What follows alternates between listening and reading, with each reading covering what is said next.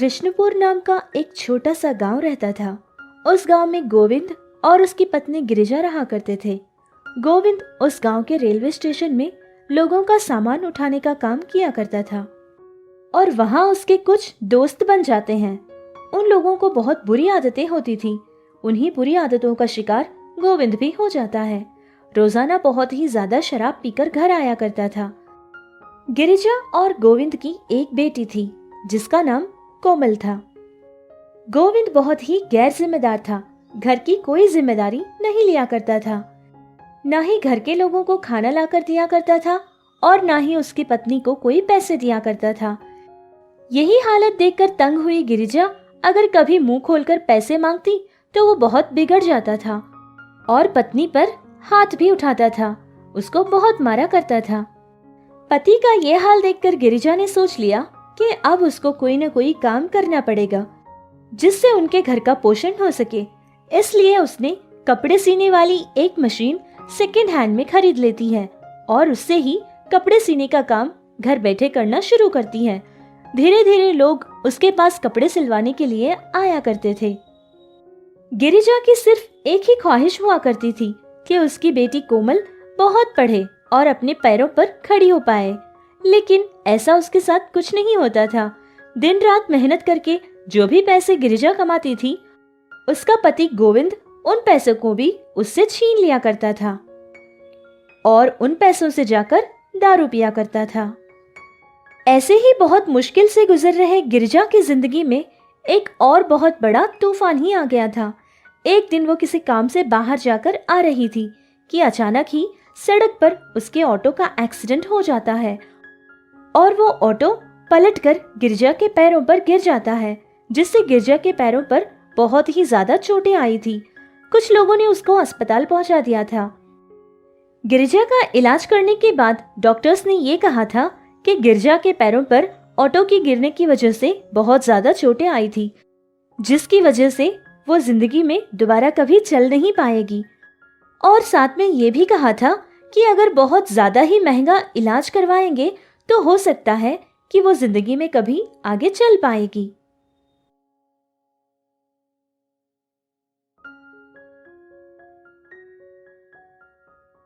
अरे गिरिजा, ये तेरे साथ क्या हो गया? हमेशा हिरनी की तरह इधर से उधर छलांगे लगाया करती थी। ये तेरे साथ क्या हो गया? तुझे ऐसी हालत में मैं देख नहीं पा रहा हूँ। भगवान ने तेरे साथ बहुत बड़ा अन्याय कर दिया है गिरिजा। अरे अन्याय भगवान ने नहीं, अन्याय तो मेरे साथ तुमने किया है। मैंने तुम पर और तुम्हारे प्यार पर इतना विश्वास जो किया था, अपनों को ठुकरा दिया मैंने तुम्हारे लिए। लेकिन तुमने मेरे और मेरी बच्ची के साथ बहुत अन्याय किया है। मेरे बारे में मुझे कोई चिंता नहीं है। मेरी सारी चिंता तो बस मेरी कोमल के बारे में है। कैसी परिस्थिति आ गई है कि पढ़ने लिखने की उम्र में मेरी बच्ची को दूसरों के घरों में काम करने के लिए जाना पड़ता है। अरे नहीं गिरिजा, ऐसा मत कहना। इस दारू की बुरी आदत की वजह से मैंने तुम्हें और हमारी बच्ची को बहुत सताया है। अगर ऐसी परिस्थिति में भी मैं तुम्हारा साथ नहीं दूंगा तो मेरा जिंदा रहना भी बेकार है गिरिजा, बेकार है। उसके दूसरे दिन गोविंद ने ये ठान लिया था कि आइंदा वो कभी दारू को हाथ भी नहीं लगाएगा। गोविंद के घर के आस पड़ोस के लोग काम करने के लिए जाया करते थे। गोविंद भी उनके साथ काम करने के लिए चला जाता था और जो भी पैसे कमाता था लाकर अपनी पत्नी को दे दिया करता था। ऐसे ही ठीक उसने 4-5 दिन तक तो किया था, लेकिन उसके बाद फिर से उसने अपनी पुरानी जिंदगी ही शुरू कर दी थी। रोजाना काम के लिए तो जाता था और वो जो पैसे कमाता था पूरे के पूरे पैसों से दारू खरीद कर पिया करता था और रातों को घर देर से आया करता था। गिरिजा को गोविंद की ये हालत देखकर बहुत ही घिन आने लगी। वो उससे बहुत ही ज्यादा नफरत करने लगी, क्योंकि एक जिम्मेदार बाप को चाहिए कि उसकी बेटी की पढ़ाई का और उसकी आगे की जिंदगी का ध्यान रखना चाहिए, लेकिन गोविंद ऐसा बिल्कुल नहीं था। अभी कोमल 8वीं क्लास पढ़ रही थी लेकिन पैसे ना होने की वजह से उसने अपनी पढ़ाई भी छोड़ दी थी, जिसको देख देख कर उसकी माँ बहुत चिंता करती थी। फिर कोमल उनके गांव के जमींदार यानी कि राजा जी के घर में काम करने के लिए चली जाया करती थी।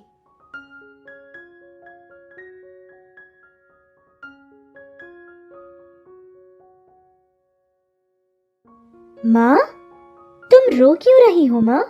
क्या हो गया? बेटी, मुझे तो लगता था कि तुम बहुत अच्छी पढ़ाई करोगी और एक अच्छी से नौकरी भी करोगी, लेकिन देख ना क्या समय आ गया है। तेरा ख्याल मुझे रखना चाहिए था और आज तू मेरा ख्याल रख रही है। भगवान ऐसी परिस्थिति किसी माँ को ना लाए। अरे माँ, मत रो माँ, चुप हो जाओ। जमींदार जी मेरा बहुत ख्याल रखते हैं माँ। वैसे भी अगर मैं पढ़ाई करूंगी भी तो किसी न किसी के पास मुझे काम ही तो करना है ना माँ। तो देखो ना, बिना पढ़ाई के ही मुझे काम मिल गया। अरे पगली, दुनिया के बारे में तू कुछ नहीं जानती है, क्योंकि अभी तू बहुत छोटी है। दुनिया के लोग ऐसे होते हैं कि जब उनको उनसे काम हो तो बहुत ही अच्छा व्यवहार करते हैं, और जब उनकी ज़रूरतें पूरी हो जाती है तो पलटकर देखते तक नहीं है।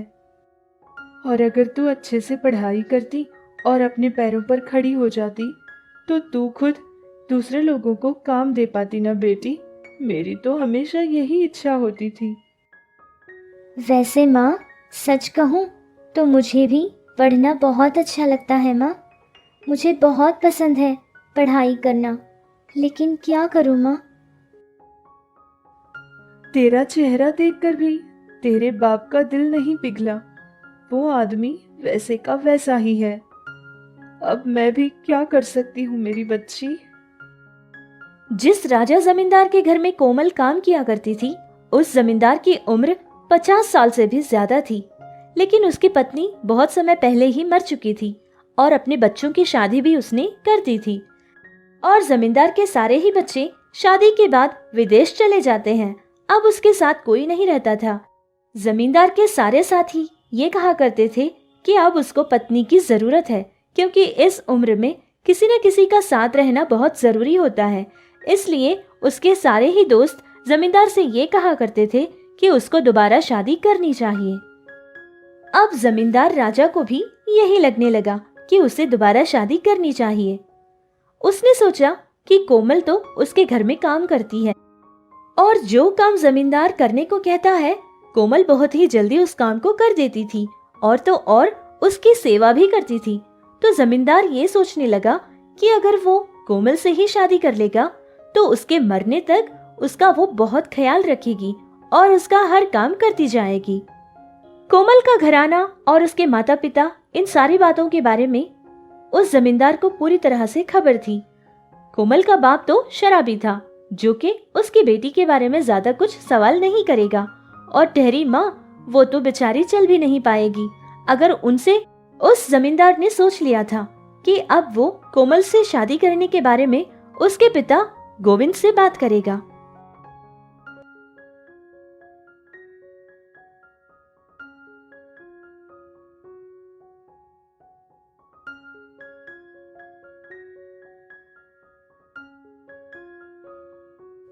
देखो गोविंद, तुम्हें देखकर तो मुझे बहुत तरस आता है, क्योंकि गांव के सारे लोगों के पास तुमने इतना पैसा उधार जो लिया है। अब इतना कर्जा चुकाना तो कोई मामूली बात तो है नहीं।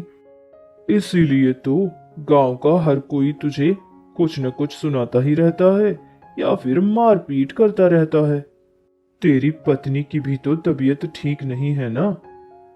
देख गोविंद, अगर तू जो मैं कहूँगा उसके लिए हाँ कह देगा तो मैं तेरा सारा कर्जा चुका दूंगा और तेरी पत्नी का इलाज भी बहुत बड़े अस्पताल में करवाऊंगा। और तो और जितना तू मांगेगा उतना दारू तुझे पिलाऊंगा और तेरे खर्चों के लिए मैं पैसा भी दूंगा। अरे जमींदार साहब, आप सच बोल रहे हैं क्या? मैं जो आप बोलेंगे सब करने के लिए तैयार हूं। हाँ, ये हुई ना बात। बात असल में ये है कि मैं तेरी बेटी कोमल के साथ शादी करना चाहता हूं। जमींदार साहब, ये आप क्या बोल रहे हैं? अरे, तो इसमें गलत ही क्या है गोविंद? हाँ, बता तू, इसमें गलत क्या है? पहले के जमाने में लोग बहुत छोटी छोटी बच्चियों के साथ ही तो विवाह करते थे। तब तो 9, 10, 11 साल की रहती थी लड़कियां। वैसे देखा जाए तो कोमल अभी 14 साल की हो गई है ना।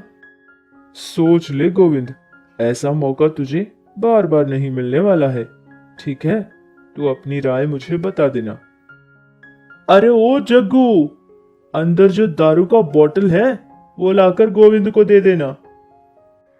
उसके दूसरे दिन गोविंद अपनी पत्नी गिरिजा के पास जाकर ये सारी ही बात बताता है कि जमींदार उनकी बेटी कोमल के साथ शादी करना चाहता है।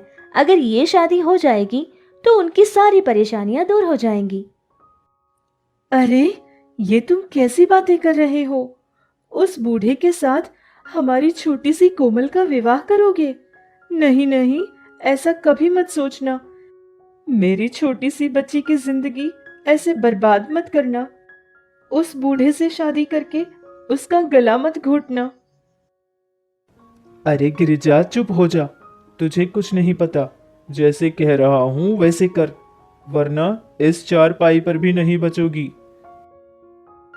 नहीं, सुनो तो, मेरी बात मानो।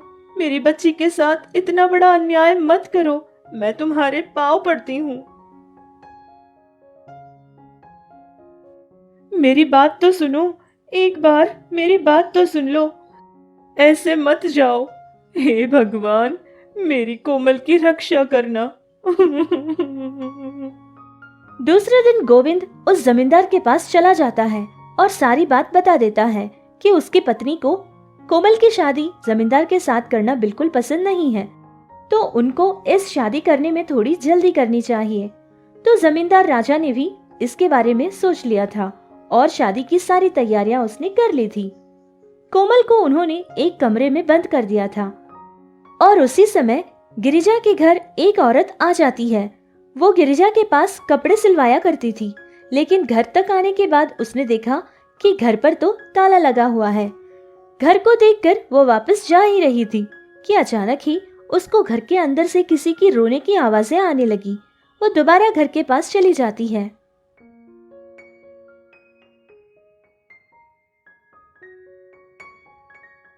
फिर गिरिजा उस औरत से सारी बात बताती है। वो औरत कांस्टेबल थी। गिरिजा के एक्सीडेंट वाली बात उस लेडी कांस्टेबल को पता नहीं थी, जिससे वो अपने कपड़े देने के लिए आ गई थी।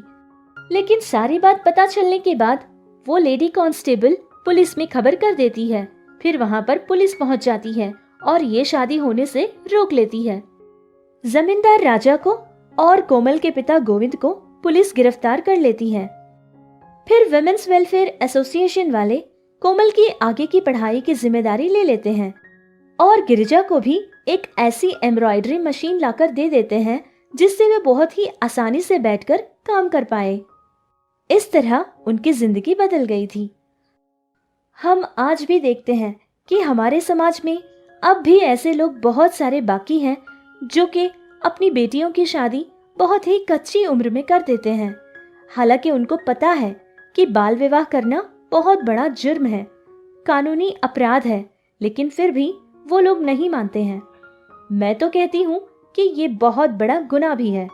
तो इस पर आपकी क्या राय है, ये हमें जरूर बताइएगा।